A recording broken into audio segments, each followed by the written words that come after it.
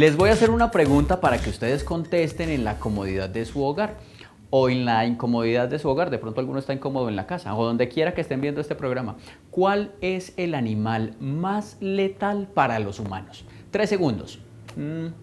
2, 3. A ver, si pensaron en tiburones, elefantes, hipopótamos, leones, cocodrilos, serpientes, todos esos están dentro del top 15, pero ninguno de ellos es el más letal. Que sean más grandes o que tengan más dientes no significa que sean más peligrosos.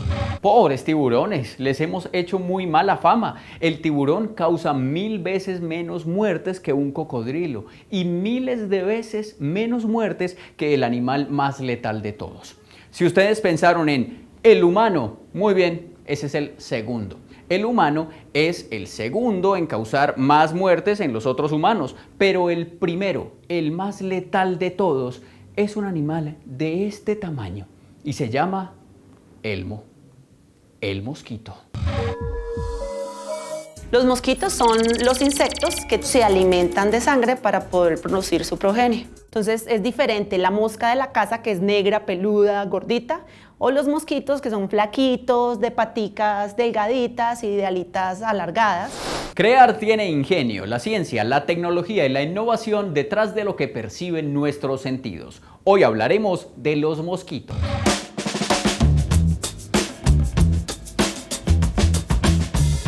De acuerdo con la descripción hecha por la experta al comienzo de este programa, el insecto flaco, de piernas delgadas, es lo que yo entiendo por zancudo. Y no solo yo, mi mamá, mi familia, mucha gente alrededor. ¿Será que estoy confundido o el zancudo es lo mismo que el mosquito? Los mosquitos son los insectos que tienen 2 alitas, tienen unas patas flaquitas y hay alguna gente que le dice zancudos. ¿Por qué será que les decimos zancudos? Pues vamos a salir de la duda. Voy al diccionario de la Real Academia de la Lengua Española. Dice zancudo, zancuda, o sea que también hay zancudas. 1. ¿Qué tiene las zancas largas? Es decir, si a usted chica le dicen, uy, ¿cómo estás de zancuda? Le están queriendo decir que tiene las piernas muy largas, es como un piropo. Segundo, dicho de un ave, que tiene los tarsos muy largos y desprovistos de plumas. Ejemplos, la cigüeña o la grulla. Tercero, en América, mosquito. ¿Cómo habremos dado de lidia? Que allá los de la Real Academia de la Lengua me los imagino en sus reuniones buscando las palabras nuevas y alguien diciendo, pues he venido de Colombia y mira, a los mosquitos le han dicho zancudos toda la vida. ¿Qué hacemos? No, pues si no podéis con tu enemigo, únete a él. Pues pongámosle una acepción más en el diccionario y listo, mosquitos, que hablen como quieran. Oh, joder. Pero realmente ese es el nombre. El nombre es mosquito y no zancudo. Y en todo el mundo le dicen mosquitos. Incluso en inglés el nombre es mosquitos. El mosquito es diferente al mosco. El mosco es ese peludo grande que uno ve en la cocina. Sino que es que aquí mosquitos a uno le dicen a un mosco chiquito. Entonces, digamos, el mosquito de la fruta, a uno le dice mosquito, aunque realmente eso es una mosca. Este no es por el tamaño, sino porque ese es el nombre, mosquito. Ya sabemos que los mosquitos son los animales más letales del mundo mundial, por encima de las serpientes, los humanos, los tiburones, los leones, los cocodrilos, los perros con rabia. Porque se me había pasado decirles que los perros con rabia son el 4.º animal más letal del mundo. Por si no se han vacunado, ahí les dejo la inquietud.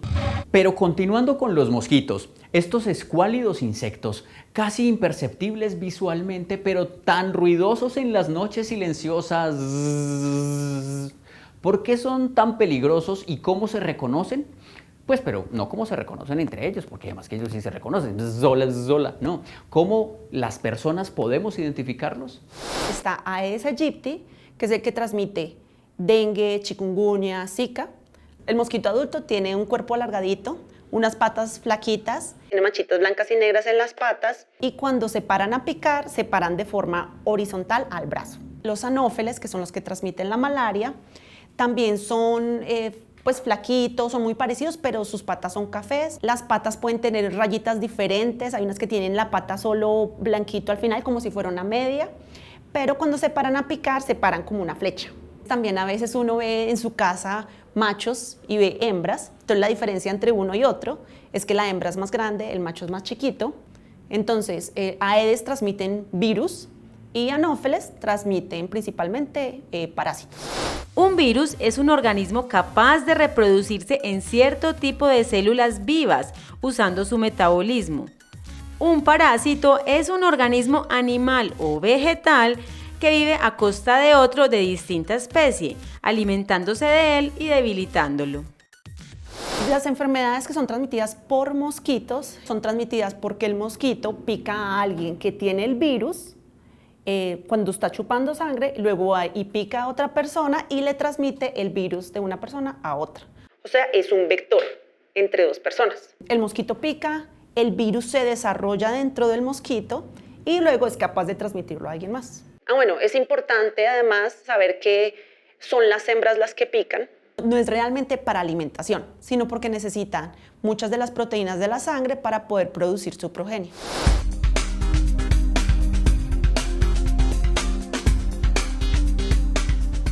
Es endémica a Medellín y a muchas ciudades. Es un vector con un área global en los trópicos.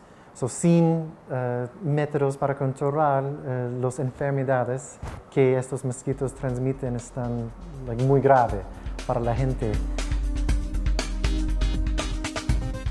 Aedes aegypti no solamente es vector del dengue, él también transmite la fiebre amarilla, el chikungunya.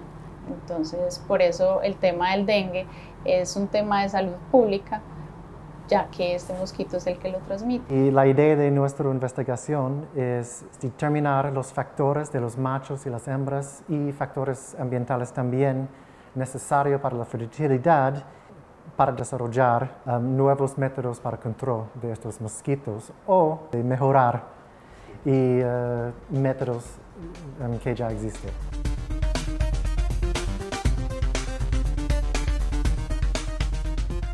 Hay muchas áreas de investigación en nuestro laboratorio.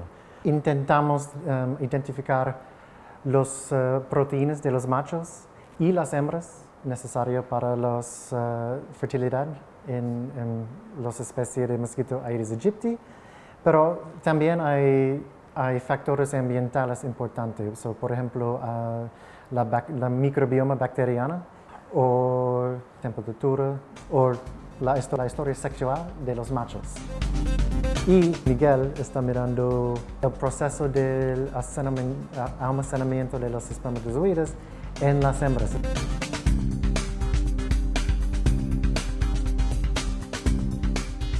Otro estudiante está mirando cómo el microbioma bacteriano afecta la reproducción.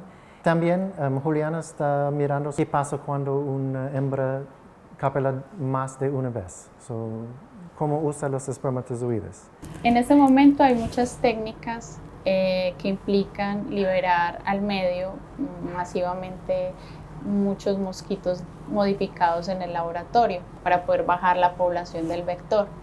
Y estas técnicas pues se basan en la reproducción del vector, pues porque son mosquitos que van y copulan al campo e introducen esos cambios a través de las hembras, porque los hijos de esas hembras van a generar el cambio, ya sea mosquitos sanos o mosquitos genéticamente modificados o mosquitos estériles.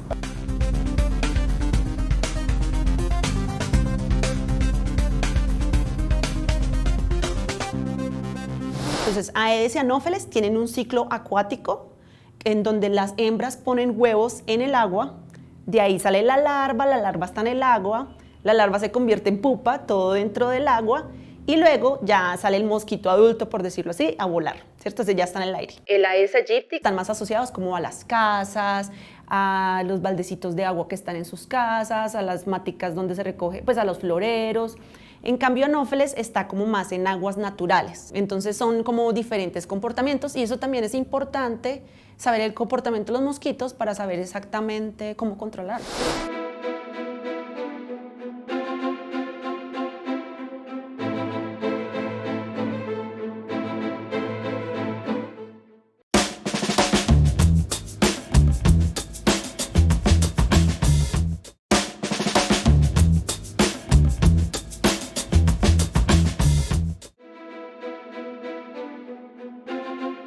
Entre las muchas cosas que se decían en los informes que los conquistadores enviaban a la corona española, estaban las descripciones de unas enfermedades propias de los países tropicales. Soldados todos dolientes y muy amarillos e hinchados las barrigas, con el mismo color del oro, pero no con aquel lustre, sino hechos a zamboas y de color azafrano tericia. De otro lado, el arribo de los europeos a América trajeron consigo patógenos que causaron la muerte de una buena parte de los nativos, siendo las epidemias de viruela, sarampión y gripe las más devastadoras, y que posiblemente tuvieron que ver con la desaparición de imperios como el Inca y el Maya. Murieron más de las dos partes o la mitad de los españoles, y de los propios indios murieron tantos que no pudieron contar. Hubo gran mortandad que, según decían los indios, jamás tal enfermedad tuvieron. Pero fue solo hasta el siglo XIX cuando la ciencia se interesó en la medicina tropical, sobre todo algunas potencias europeas que tenían sus colonias en África, India y América, pues las enfermedades tropicales comenzaron a diezmar a la población esclava y nativa. Sin embargo, llegó el punto en el que el conocimiento de los infectólogos de las grandes potencias no era suficiente, y empieza a surgir un grupo de notables investigadores nativos como los médicos brasileños Osvaldo Cruz y Carlos Chagas, quienes descubrieron la enfermedad de Chagas, producida por un parásito que se presentaba principalmente en poblaciones rurales de América Latina. En Cuba se destacó Carlos Finlay, quien descubrió el vector de la fiebre amarilla. En 1948 nace la Organización Mundial de la Salud, que a su vez crea la Oficina Panamericana Sanitaria para América, que tenía entre sus objetivos controlar el aumento de casos de malaria en el mundo. Esta enfermedad tropical generó una nueva alarma en 1996, afectando a unas 500 millones de personas de 99 países. 3 millones de personas, la mayoría niños, perdieron la vida. ¿Qué enfermedad tropical afectó a 99 países en 1996? La malaria. El mosquito no es en sí el problema. El problema es que pueden transmitir virus y parásitos que afectan la salud humana, pero normalmente los insectos duran muy poco tiempo. ¿Cuánto puede vivir un mosquito? Pues normalmente los mosquitos viven 2 o 3 semanas. En el laboratorio hemos visto mosquitos que pueden vivir hasta 30 días, pero pues esos mosquitos están como en el sitio ideal, o sea, con la temperatura ideal, la humedad ideal, la alimentación constante. En el campo normalmente 2 semanas, a menos de que pues uno le mate. El macho no pica, entonces el macho se alimenta como del azúcar de las plantas, como del néctar, de las frutas. Entonces lo que uno mata de una palmada o con el primer trapo que uno se encuentra son en realidad mosquitas o mosquitos hembras, porque hay quien las ve tan inofensivas y tan chiquiticas y son unas chupasangre. Se están aprovechando de la sangre de los humanos para reproducirse. Porque bueno, hay otras cosas como de reproducción que no hablamos, como que por ejemplo las hembras de Aedes, por lo menos de Aedes aegypti, copulan solo una vez en su vida. Entonces ellas copulan con un solo macho y ese esperma que ellas obtienen es el esperma que va a dar como para todos los hijos de toda su vida. Cada vez que la hembra quiera poner como un set de huevos, va a tener que alimentarse, pero el esperma siempre va a haber de la misma parte. Y digamos un paso importante es que para que ese esperma sea utilizado, tiene que estar almacenado y estar bueno durante 2 o 3 semanas. Entonces, digamos, descubrir la forma en que la hembra puede mantener ese esperma en buen estado es importante, porque ¿qué pasa si la hembra, por ejemplo, no puede mantener el esperma bien? Entonces ya no van a haber tantos huevos, no van a haber tantos mosquitos y no va a haber tanta enfermedad. En este momento todas las técnicas que se usan tienen como la premisa de que las hembras de Aedes aegypti solo se aparean una vez. Sin embargo, hay estudios que han demostrado que ellas pueden copular una segunda vez y hasta una tercera vez. Entonces, si mi hembra se puede aparear varias veces, entonces el impacto no va a ser tan grande porque ella se puede aparear con otro del campo y el cambio que yo introduje no va a tener el mismo impacto, porque esta hembra va a poder tener hijos no solamente del mosquito que yo introduje, sino de cualquier otro mosquito que no tenga la modificación que yo necesito. quería ver esas hembras que se aparean 2 veces, yo quería ver cómo utilizaban ese esperma. Entonces yo estoy utilizando una cepa de mosquitos que ya está modificada para poder identificar ese esperma de los otros. Este mosquito especial tiene un esperma que es fluorescente, entonces yo lo puedo reconocer y le puedo hacer seguimiento, ¿cierto? Dentro de la hembra. Los hijos del macho modificado, entonces también presentan fluorescencia en los ojos, o sea, se me van a ver así verde fluorescente. Entonces, si una hembra tiene hijos, yo sé cuál es el papá de esos hijos porque puedo identificar lo puedo identificar por medio de fluorescencia.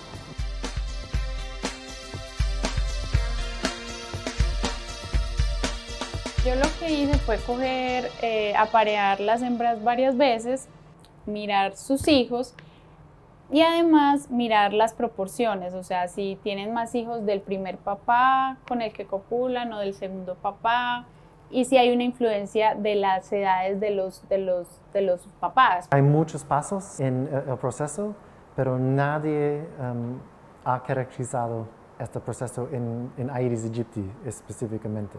Al hacer una caracterización del almacenamiento del esperma y cómo utiliza la hembra el esperma, yo puedo, primero genero conocimiento, porque en este momento hay muchos vacíos en cuanto a la biología de la reproducción del mosquito.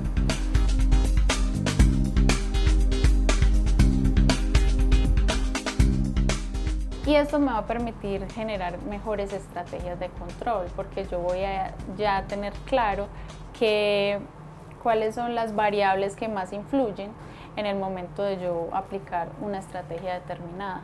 En el futuro, ojalá que es posible que podamos crear inhibidores, por ejemplo, para proteínas necesarias para fertilidad. Queremos crear otros nuevos métodos para el control de la población, específicamente en este mosquito, en el vector de Aedes aegypti.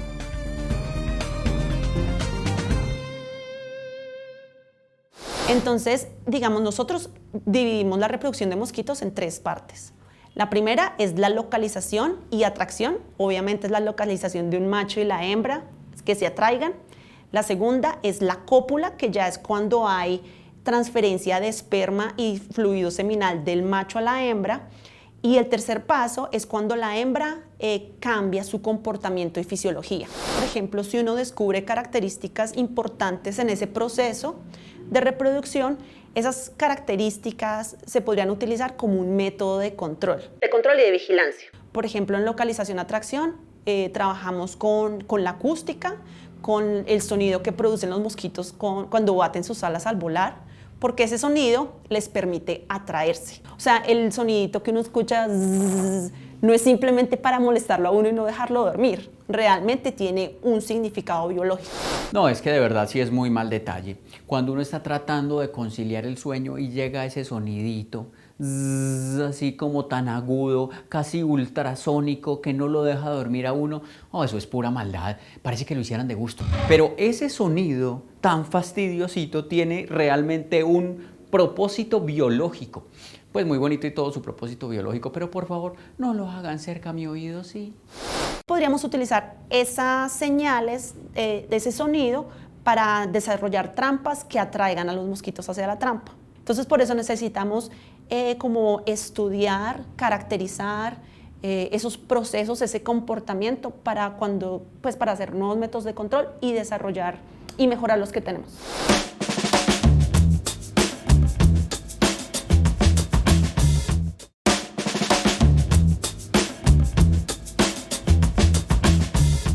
¿Han escuchado hablar del World Mosquito Program? Es una fundación, pero no es para salvar mosquitos, sino más bien para salvar a los humanos de las enfermedades transmitidas por los mosquitos. Pertenecen a ella 12 países del trópico: India, Sri Lanka, Vietnam, Indonesia, Australia, algunas islas del Pacífico, y en América, México, Brasil y desde el 2013 Colombia a través de la Universidad de Antioquia. ¿Y qué es lo que hacen? Pues liberan unos mosquitos que tienen una bacteria que se llama Wolbachia, con la intención que estos mosquitos se apareen con otros que no la tienen, así hasta que se infecten todos los mosquitos y de esta forma no puedan contagiar a los humanos de enfermedades como dengue, zika, chikungunya o fiebre amarilla. Es como una vacunación de mosquitos. En Colombia la prueba piloto se hizo en Bello, pero ya también se han hecho liberaciones en otras ciudades. Los mosquitos con Wolbachia son mosquitos que tienen como una bacteria en sus células, en su organismo. Y eso es importante porque los mosquitos que tienen la bacteria no pueden transmitir algunos virus. Esta bacteria no produce ningún daño para los humanos. Acá en Medellín se hacen liberaciones de mosquitos hembras y machos con Wolbachia para que la población se reemplace con poblaciones que tengan Wolbachia, porque sabemos que esos mosquitos no pueden transmitir los virus. Pues ojalá que los mosquitos que caigan en la palma de mi mano no tengan Wolbachia, porque entonces me daño la jornada de vacunación. De ahora en adelante mejor los voy a seguir así como empujando de a poquitos. Ve, contágialos a todos. A propósito, ¿a qué distancia puede volar un mosquito sin la ayuda de la palma de la mano? ¿Y qué debo hacer si hay un mosquito en la casa? ¿Aló? ¿Emergencias? Hay un mosquito en mi casa, ¿qué hago? Lo chévere de los mosquitos es que los mosquitos pueden adaptarse mucho a cambios. Si el mosquito está dentro de una casa y puede picar constantemente a las personas de la casa o a los perros, el mosquito se va a quedar ahí. Pero si el mosquito necesita alimentarse, creo que puede volar hasta 400 metros. La hembra aprovecha cualquier gotica de agua para poner huevos que se van a convertir después en mosquitos adultos. Entonces es importante revisar como esos sitios donde se colecta agua para no ver ni huevos, que son un poquito difíciles de ver porque son negros y se pegan como a las paredes. Entonces la larva es como el gusanito y la pupa es como una comita, tiene forma de coma. Entonces si ustedes encuentran eso en su casa, necesitan remover el agua que está estancada, lavar muy bien el contenedor. Es importante, por ejemplo, que si está colectando agua, no deje que pase, digamos, más de una semana entre que limpie el contenedor donde tiene el agua, porque eso le ayuda a controlar los mosquitos. Es importante, pues, como tener conocimiento de la parte molecular y la parte comportamental de la reproducción de mosquitos. Es importante porque nos ayuda al control. No es lo mismo un mosquito, por ejemplo, que está en Asia, que se comporta de una forma, a un mosquito que está en Colombia y se comporta de otra. Son simplemente dos escenarios diferentes y necesitamos nosotros en Colombia obtener nuestro propio conocimiento para poder nosotros desarrollar nuestras formas de control que nos funcionen aquí en la casa. Los mosquitos no son moscas en diminutivo, son mosquitos, así se llaman, lo que nosotros coloquialmente conocemos como zancudos.